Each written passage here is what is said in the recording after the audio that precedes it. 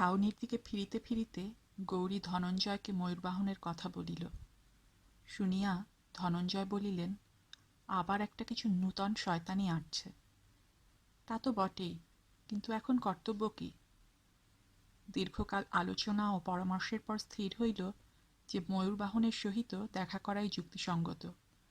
তাহার অভিপ্রায় যদিও এখনো পরিষ্কার বোঝা যাইতেছে না, তবু অনুমান হয় যে সে উদিতের সহিত বেইমানি করিবার মতলব আটিয়াছে। ইহাতে রাজাকে উদ্ধার করিবার পন্থা সুগম হইতে পারে। গৌরী যদিও ময়ূরবাহনের সহিত কোনো প্রকার সম্বন্ধ রাখিতেই অনিচ্ছুক ছিল, তথাপি নিজেদের মূল উদ্দেশ্য স্মরণ করিয়া ব্যক্তিগত ঘৃণা ও বিদ্বেষ দমন করিয়া রাখিল। কর্তব্য স্থির করিয়া ধনঞ্জয় অন্য প্রকার আয়োজনে প্রবৃত্ত হইলেন।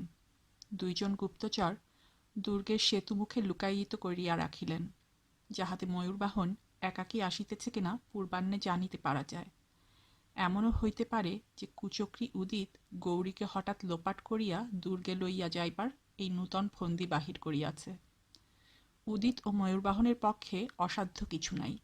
রাত্রি 11টার সময় চর আসিয়া খবর দিল যে ময়ূরবাহন একাকী আসিতেছে। তখন গৌরী, রুদ্ররূপ ও ধনঞ্জয় তাম্বু হইতে বাহির হইলেন। অন্ধকার রাত্রি, নক্ষত্রের সম্মিলিত আলো এই অন্ধকারকে ঈষৎ তরল করিয়াছে মাত্র। নির্দিষ্ট স্থানে গিয়া তিনজনে দাঁড়াইলেন। অদূরে কিস্তা কলধ্বনি করিতেছে। দুর্গের কৃষ্ণ অবয়ব একচাপ কঠিন প্রস্তরীভূত অন্ধকারের মতো আকাশের একটা দিক আড়াল করিয়া রাখিয়াছে। দুর্গের পাদমূলে কেবল আলোকের একটা বিন্দু দেখা যাইতেছে, হয়তো উহাই শঙ্কর সিংহের গবাক্ষ। কিয়ৎকাল পরে সতর্ক পদধ্বনি শোনা গেল। পদধ্বনি 3-4 গজের মধ্যে আসিয়া থামিল। তারপর হঠাৎ বৈদ্যুতিক টর্চ জ্বলিয়া উঠিয়া প্রতীক্ষমান তিনজনের মুখে পড়িল। ময়ূরবাহন বলিয়া উঠিল, এ কি? আমি কেবল রাজার সঙ্গে কথা বলতে চাই। গৌরী ও রুদ্ররূপ দাঁড়াইয়া রহিল। ধনঞ্জয় ময়ূরবাহনের দিকে অগ্রসর হইয়া গেলেন। তাহার দক্ষিণ করতলে পিস্তলটা আলোক সম্পাতে ঝকমক করিয়া উঠিল। তিনি বলিলেন, তা বটে, কিন্তু তোমার যা বলবার আছে আমাদের তিনজনের সামনেই বলতে হবে। তাহলে আদাব, আমি ফিরে চললাম। বলিয়া ময়ূরবাহন ফিরিল। ধনঞ্জয়ের বাম হস্ত তাহার কাঁধের উপর পড়িল। অত সহজে ফেরা যায় না ময়ূরবাহন। ময়ূরবাহন ভ্রুকুটি করিয়া ধনঞ্জয়ের হস্তস্থিত পিস্তলটার দিকে তাকাইল। অধর দংশন করিয়া কহিল, তোমরা আমাকে আটক করতে চাও? আপাতত তুমি যা বলতে এসেছ তা বলা শেষ হলেই তোমাকে ছেড়ে দিতে পারি। তোমাদের সামনে আমি কোনো কথা বলবো না। ময়ূরবাহন বক্ষ বাহুবদ্ধ করিয়া দাঁড়াইল। তাহলে আটক থাকতে হবে। বেশ, কিন্তু আমাকে আটক করে তোমাদের লাভ কি? লাভ যে কিছু নাই তাহা ধনঞ্জয় বুঝিতেছিলেন। তিনি ঈষৎ চিন্তা করিয়া বলিলেন, তুমি রাজার সঙ্গে এই মাঠের মাঝখানে একলা কথা বলতে চাও, তোমার যে কোনো কু অভিপ্রায় নেই আমরা বুঝব কি করে? একবার ময়ূরবাহন হাসিল, বলিল, কি কু অভিপ্রায় থাকতে পারে?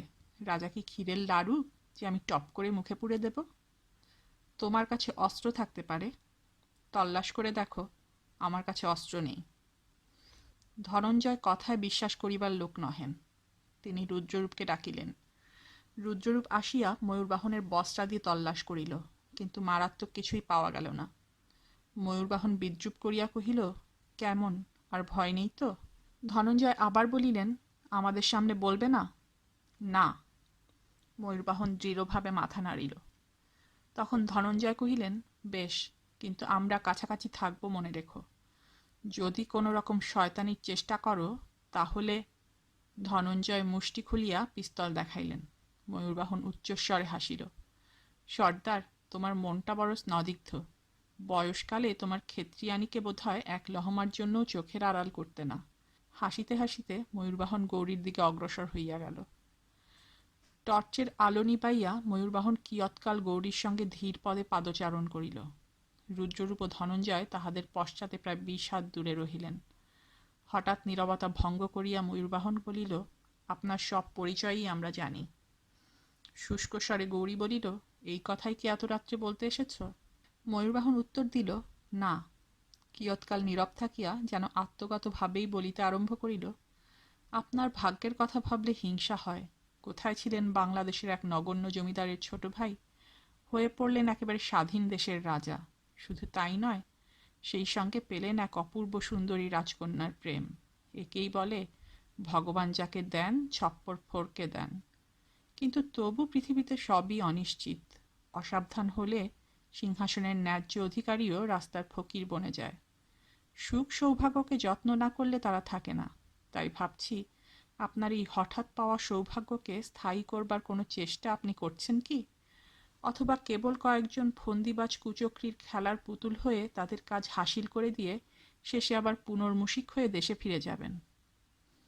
ময়ূরবাহনের এই ব্যঙ্গপূর্ণ স্বগদোক্তি শুনিতে শুনিতে গৌরীর বুকে রুদ্ধ ক্রোধ গর্জন করিতে লাগিল। কিন্তু সে নিজেকে সংযত করিয়া রাখিল, ধৈর্যচ্যুতি ঘটিতে দিল না। ময়ূরবাহন একটা কিছু প্রস্তাব করিতে চায়, তাহা শেষ পর্যন্ত না শুনিয়া ঝগড়া করা নির্বুদ্ধিতা হবে। সে দাঁতে দাঁত চাপিয়া বলিল, কাজের কথা যদি কিছু থাকে তো বলো, তোমার বেয়াদপি শোনবার আমার সময় নেই। ময়ূরবাহন অবিচলিতভাবে বলিল, কাজের কথাই বলছি, যা বললাম সেটা ভূমিকা মাত্র। সে টর্চ জ্বালিয়া একবার সম্মুখের পথ খানিকটা দেখিয়া লইল, তারপর আলো নিবাইয়া বলিল, উদিতের সঙ্গে আমার আর পোট হচ্ছে না, আমি আপনাকে সাহায্য করতে চাই। ময়ূরবাহনের কথার বিষয়বস্তুটা সম্পূর্ণ অপ্রত্যাশিত নয়, কিন্তু তাহার বলিবার ভঙ্গি এমন অতর্কিত ও আকস্মিক যে গৌরী চমকিয়া উঠিল। ময়ূরবাহন বলিল, স্পষ্ট কথা ঘোরপ্যাচ না করে স্পষ্টভাবেই বলতে আমি ভালোবাসি। উদিত সিংয়ের মধ্যে আর শ্বাস নেই, আছে শুধু ছোবরা। অর্থাৎ উদিতের সঙ্গে বিশ্বাসঘাতকতা করতে চাও। ময়ূরবাহন হাসিল। সাদা কথায় তাই বোঝায় বটে, আপনি বোধহয় ওই কথাটা বলে আমায় লজ্জা দেবার চেষ্টা করছেন। কিন্তু নিজের কোনো কাজের জন্য লজ্জা পাবার অবস্থা আমার অনেক দিন কেটে গেছে। নিরস্বরে গৌরী বলিল, তাই তো দেখছি, চেহারা ছাড়া মানুষের কোনো লক্ষণই তোমার মধ্যে নেই। যা হোক, তোমার নৈতিক চরিত্র সম্বন্ধে আমার কৌতূহল নেই। কি করতে চাও? ময়ূরবাহন কিছুক্ষণ কথা বলিল না। অন্ধকারে তাহার মুখ দেখা গেল না।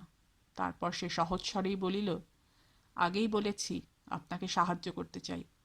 অবশ্য নিঃস্বার্থভাবে পরোপকার করা আমার উদ্দেশ্য নয়, এটা বোধহয় বুঝতে পারছেন। আমার নিজেরও যথেষ্ট স্বার্থ আছে। মনে করুন, আমি যদি আপনাকে সাহায্য করি, তাহলে তার বদলে আপনি কি আমায় একটু সাহায্য করবেন না? তুমি আমাকে কিভাবে সাহায্য করতে চাও সেটা আগে জানা দরকার। সেটা এখনো বুঝতে পারেননি? না। বেশ, তাহলে খোলসা করেই বলছি, আমি ইচ্ছে করলে আপনাকে ঝিন্দের গদিতে কায়েমিভাবে বসাতে পারি। এটা অনুমান করা বোধহয় আপনার পক্ষে শক্ত নয়। কি উপায়? ধরুন, আসল রাজার যদি হঠাৎ মৃত্যু হয়, তিনি যে অবস্থায় আছেন তা প্রায় মৃত্যুতুল্য। তবু যতদিন তিনি বেঁচে আছেন ততদিন আপনি নিষ্কণ্টক হতে পারছেন না। আমি যদি আপনাকে সাহায্য করি, তাহলে আপনার রাস্তা একেবারে সাফ। আপনি যে শঙ্কর সিং নন, এ কথা কেউ চেষ্টা করলেও প্রমাণ করতে পারবে না। সিংহাসনে আপনার দাবি পাকা হয়ে যাবে। বুঝতে পেরেছেন? গৌরী বুঝিল, আগেও সে বুঝিয়াছিল, শুধু ঝিন্দের সিংহাসন নয়, সেই সঙ্গে আরও অনেক কিছু। তথাপি গৌরীর মন লোভের পরিবর্তে বিতৃষ্ণায় ভরিয়া উঠিল। স্বার্থে স্বার্থে এই প্রাণপণ টানাটানি, নীচতা চক্রান্ত নরহত্যার এই ঘূর্ণিপাক, ইহার আবর্তে পড়িয়া জগতের অতি বড় লোভনীয় বস্তুও তাহার কাছে অত্যন্ত অরুচিকর হইয়া উঠিল।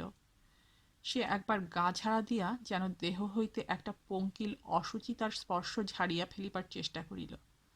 তারপর পূর্ববৎ নিতান্ত নিরুৎসুক স্বরে বলিল, তাহলে নিজের স্বার্থ সিদ্ধির জন্য রাজাকে হত্যা করতেও তোমার আপত্তি নেই, কিন্তু তোমার স্বার্থটা কি শুনি? ময়ূরবাহন বলিল, আমার স্বার্থ গুরুতর না হলে এত বড় একটা সাংঘাতিক প্রস্তাব আমি পরিকল্পনা করতাম না। কিন্তু গরজ বড় বালাই। আমার অবস্থার কথা প্রকাশ করে বললে আপনি বুঝবেন যে আমার এই প্রস্তাবে বিন্দুমাত্র ছলনা নেই। একটু থামিয়া ময়ূরবাহন সহজ স্বচ্ছন্দতার সহিত বলিতে আরম্ভ করিল, যেন অন্য কাহারও কথা বলিতেছে। আমি একজন ঘরানা ঘরের ছেলে, এ বোধহয় আপনি জানেন। বিষয় আশায় টাকা কড়িও বিস্তর ছিল, কিন্তু সেসব উড়িয়ে দিয়েছি। গত 2 বছর থেকে উদিত সিংয়ের স্কন্ধে চেপেই চালাচ্ছিলাম, কিন্তু এভাবে আর আমার চলছে না। উদিতের রস ফুরিয়ে এসেছে। শুধু তাই নয়, গর্দানা নিয়েও টানাটানি পড়ে গেছে। লুকোচুরি করে কোনো লাভ নেই। এখন আমি আমার গর্দানা বাঁচাতে চাই। বুঝতে পারছি উদিতের মতলব শেষ পর্যন্ত ফেঁসে যাবে, কিন্তু আমিও সেই সঙ্গে ডুবতে চাই না। তাকে ঝিন্দের সিংহাসনে বসাতে পারলে আমিই প্রকৃতপক্ষে রাজা হতাম, কিন্তু সে দুরাশা এখন ত্যাগ করা ছাড়া উপায় নেই। আপনি এসে সব ওলটপালট করে দিয়েছেন। এবার আমার প্রস্তাব শুনুন। এতে আমাদের দুজনেরই স্বার্থসিদ্ধ হবে। অর্থাৎ আপনি ঝিন্দের প্রকৃত রাজা হবেন, আর আমিও গর্দানা নিয়ে সুখে স্বচ্ছন্দে জীবনযাপন করতে পারব। গৌরী বলিল, তোমার প্রস্তাব বোধহয় এই যে রাজা হবার লোভে আমি তোমার গর্দানা রক্ষা করবার প্রতিশ্রুতি দেব। কেমন প্রতিশ্রুতি? ময়ূরবাহন মৃদু কণ্ঠে একটু হাসিল। দেখুন, ও জিনিসের ওপর আমার বিশেষ শ্রদ্ধা নেই। অবস্থাগতিতে মানুষ প্রতিশ্রুতি ভুলে যায়। আপনিও হয়তো রাজা হয়ে প্রতিশ্রুতি মনে না রাখতে পারেন। আমার প্রস্তাবটা একটু অন্য ধরনের। বটে? কি তোমার প্রস্তাব শুনি? আমার প্রস্তাব খুব মোলায়েম। আমি একটি বিয়ে করতে চাই। বিয়ে করতে চাও? হ্যাঁ। ভেবে দেখুন, বিয়ে করে সংসার ধর্ম পালন করবার আমার সময় উপস্থিত হয়েছে। তুমি কি আমার সঙ্গে রসিকতা করার চেষ্টা করছো? আজ্ঞে না। স্থান, কাল, পাত্র কোনোটাই রসিকতা করবার অনুকূল নয়। আমি খুব গম্ভীরভাবেই বলছি। তবে শুনুন, ত্রিবিক্রম সিংয়ের মেয়ে চম্পাবাইকে আমি বিয়ে করতে চাই। উদ্দেশ্য খুব সোজা। ময়ূরবাহনের গর্দানার ওপর কারুর মমতা না থাকতে পারে, কিন্তু ত্রিবিক্রম সিংয়ের জামাইয়ের গর্দানার দাম যথেষ্টই আছে। চম্পাবাইকে বৈধব্য যন্ত্রণা ভোগ করাতে সর্দার ধনঞ্জয়েরও সংকোচ হবে। তারপর ত্রিবিক্রম সিংয়ের ওই একটি মেয়ে। সুতরাং সব দিক দিয়েই চম্পাবাই আমার উপযুক্ত পাত্রী। এই প্রস্তাবের কল্পনাতীত ধৃষ্টতা গৌরীকে কিছুক্ষণের জন্য নির্বাক করিয়া দিল। চম্পা? অনাঘ্রাত ফুলের মতো নিষ্পাপ চম্পাকে এই ক্লেদাক্ত পশুটা চায়? গৌরী দাঁতে দাঁত ঘষিয়া বলিল, তোমার স্পর্ধা আছে বটে। ঈষৎ বিস্ময়ে ময়ূরবাহন বলিল, এতে স্পর্ধার কি আছে? ত্রিবিক্রম আমার স্বজাতি। বংশগৌরবে আমি তার চেয়ে ছোট নয়, বরং বড়। তবে আপত্তি কিসের? গৌরী রূঢ়স্বরে বলিল, ওসব আকাশকুসুমের আশা ছেড়ে দাও। তোমার হাতে মেয়ে দেবার আগে ত্রিবিক্রম চম্পাকে কিস্তার জলে ফেলে দেবে। তা দিতে পারে, লোকটা বড় একগুঁয়ে। কিন্তু আপনি রাজা, আপনি যদি হুকুম দেন তাহলে সে না বলতে পারবে না। আমি হুকুম দেব চম্পার সঙ্গে তোমার বিয়ে দিতে? তুমি একটা পাগল। ময়ূরবাহন মৃদুস্বরে বলিল, বিনিময়ে আপনি কি পাবেন সেটাও স্মরণ করে দেখবেন। ও! গৌরী উচ্চ কণ্ঠে হাসিল। তাহারা কিস্তার একেবারে কিনারায় আসিয়া দাঁড়াইয়াছিল। সন্মুখে 50 হাত দূরে অন্ধকার দুর্গ। সেই দিকে তাকাইয়া গৌরী বলিল, বিনিময়ে রাজাকে হত্যা করে তুমি আমার প্রত্যুপকার করবে, এই না? সহজভাবে ময়ূরবাহন বলিল, এতক্ষণে আমার সমগ্র প্রস্তাবটা আপনি বুঝতে পেরেছেন। গৌরী তিক্ত স্বরে কহিল, তুমি মনে করো ঝিন্দের সিংহাসনে আমার বড় লোভ? মনে করা অস্বাভাবিক নয়। তাছাড়া আরেকটি লোভনীয় জিনিস আছে, ঝড়ুয়ার কস্তুরীবাই। গৌরীর কঠিন স্বর তাহার কথা শেষ হইতে দিল না। চুপ! ও নাম তুমি উচ্চারণ করো না। এবার তোমার প্রস্তাবের উত্তর শোনো। তুমি একটা নরকের কীট, কিন্তু আমাকে লুব্ধ করতে পারবে না। সিংহাসনে আমার লোভ নেই। যা ন্যায়ত আমার নয় তা আমি চাই না। পৃথিবীতে রাজ ঐশ্বর্যের চেয়েও বড় জিনিস আছে, তার নাম ঈমান। কিন্তু সে তুমি বুঝবে না। ময়ূরবাহন, তুমি আমাকে অনেকভাবে ছোট করবার চেষ্টা করেছ। তার মধ্যে আজকের এই চেষ্টা সবচেয়ে অপমানজনক। তুমি এখন আমার মুঠোর মধ্যে। ইচ্ছা করলে আমি তোমাকে মাছির মতো টিপে মেরে ফেলতে পারি, শুধু একটা হুকুমের ওয়াস্তা। কিন্তু তোমার উপর আমার বিদ্বেষ এত বেশি যে এভাবে মারলে আমার তৃপ্তি হবে না। তোমার সঙ্গে আমার বোঝাপড়ার দিন এখনো আসেনি, কিন্তু সেদিন আসবে। হুঁশিয়ার। গৌরী খুব সংযতভাবে ওজন করিয়া কথা বলিতে আরম্ভ করিয়াছিল, কিন্তু শেষের দিকে তাহার কথাগুলো ক্ষুধার্ত বাঘ্রের অন্তঃগুঁড়ো গর্জনের মতো শুনাইল। সে চুপ করিলে ময়ূরবাহনও কিয়ৎকাল কথা কহিল না। তারপর ধীরে ধীরে কহিল, আপনি তাহলে আমার প্রস্তাবে রাজি নন? এই আপনার শেষ কথা? হ্যাঁ। ভেবে দেখুন। দেখেছি। তুমি এখন যেতে পারো। বেশ, যাচ্ছি। কিন্তু আপনি ভালো করলেন না। তুমি কি আমাকে ভয় দেখাবার চেষ্টা করছো? ময়ূরবাহন গৌরীর নিকট হইতে 2-3 হাত দূরে দাঁড়াইয়াছিল। এবার সে ফিরিয়া টর্চের আলো গৌরীর মুখে ফেলিল। বলিল, না, ভয় দেখিয়ে শত্রুকে সাবধান করে দেওয়া আমার স্বভাব নয়। কিন্তু আমার প্রস্তাবে রাজি হলেই সব দিক দিয়ে ভালো হতো। আপনি বোধহয় বুঝতে পারছেন না যে আপনার জীবন সূক্ষ্ম সুতোয় ঝুলছে। যে কোনো মুহূর্তে সুতো ছিঁড়ে যেতে পারে। উদিত সিং মরিয়া হয়ে উঠেছে। কোণঠাসা বন বিড়ালের সঙ্গে খেলা করা নিরাপদ নয়। গৌরী হাসিল। এটা তোমার নিজের কথা না উদিতের জবানি বলছো? নিজের কথাই বলছি। বটে, আর কিছু বলবার আছে? আছে। ময়ূরবাহনের স্বর বিষাক্ত হইয়া উঠিল। দৈবের কথা বলা যায় না, আপনি হয়তো বেঁচেও যেতে পারেন, কিন্তু জেনে রাখুন, ঝরোয়ার রানীকে আপনিও পাবেন না, শঙ্কর সিংও পাবে না। তাকে ভোগ দখল করবে উদিত সিং, বুঝেছেন? হা হা হা। তাহার হাসি শেষ হইতে না হইতে দুর্গের দিক হইতে বন্দুকের আওয়াজ হইল। কাঁধের কাছে একটা তীব্র যন্ত্রণা অনুভব করিয়া গৌরী উহ করিয়া উঠিল। ধনঞ্জয় পিছন হইতে চিৎকার করিয়া উঠিলেন, সরে আসুন, সরে আসুন। ময়ূরবাহন হাতের জ্বলন্ত টর্চটা গৌরীর গায়ে ছুড়িয়া মারিয়া উচ্চহাস্য করিতে করিতে জলে লাফাইয়া পড়িল। মুহূর্ত মধ্যে একটা অচিন্তনীয় ব্যাপার ঘটিয়া গেল। ধনঞ্জয় ছুটিতে ছুটিতে আসিয়া বলিলেন, চোট পেয়েছেন? কোথায়? গৌরী বলিল, কাঁধে, বিশেষ কিছু নয়, কিন্তু ময়ূরবাহনটা পালালো। অন্ধকার কেস্তার বুক হইতে ময়ূরবাহনের হাসি ভাসিয়া আসিল। হা হা হা। ধনঞ্জয় শব্দ লক্ষ্য করিয়া পিস্তল ছুড়িলেন, কিন্তু কোনো ফল হইল না। আবার দূর হইতে হাসির আওয়াজ আসিল। তীব্র স্রোতের মুখে ময়ূরবাহন তখন অনেক দূর চলিয়া গিয়াছে। ধনঞ্জয় রুদ্ররূপকে বলিলেন, তুমি যাও, পুলের মুখে আমাদের লোক আছে, সেখানে যদি ময়ূরবাহন জল থেকে উঠবার চেষ্টা করে তাকে ধরবে। রুদ্ররূপ প্রস্থান করিল। ধনঞ্জয় তখন গৌরীকে জিজ্ঞাসা করিলেন, আপনার আঘাত গুরুতর নয়, সত্যি বলছেন? গৌরী বলিল, এখন সামান্য একটু চিনচিন করছে, বোধহয় কাঁধের চামড়াটা ছিঁড়ে গেছে। যাক, কান ঘেঁষে গেছে, চলুন ছাউনিতে ফেরা যাক। চলো। যাইতে যাইতে ধনঞ্জয় বলিলেন, কি ভয়ানক শয়তানি বুদ্ধি! নিজে নিরস্ত্র এসেছে আর দুর্গের লোক ঠিক করে এসেছে। কথায় বার্তায় আপনাকে দুর্গের কাছে বন্দুকের পাল্লার মধ্যে নিয়ে গিয়ে তারপর মুখের উপর টর্চের আলো ফেলেছে, যাতে দুর্গ থেকে বন্দুকবাজ আপনাকে দেখতে পায়। ব্যাপারটা ঘটবার আগে পর্যন্ত ওদের মতলব কিছু বুঝতে পারিনি। না, কিন্তু আমি ভাবছি, ময়ূরবাহন শেষকালে যা বললে তার মানে কি? কি বললে?